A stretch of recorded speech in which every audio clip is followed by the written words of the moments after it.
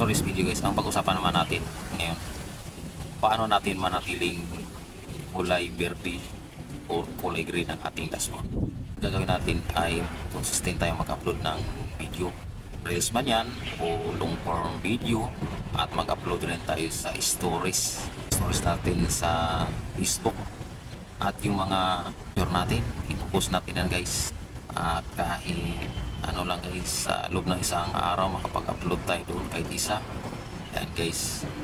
At sa pangalawa, pag may nag-comment doon sa mga video natin, mag-reply tayo guys, replyan natin agad yan. Kung wala kayong time, basta replyan nyo guys. Huwag tayong magiging sa kanila, no, suplado yan guys.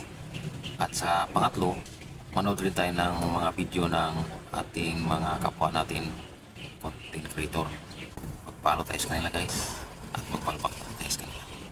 At yun po ang aking nakikitang way or paraan na ating magawa para mapanatiling kulay green ang ating dashboard.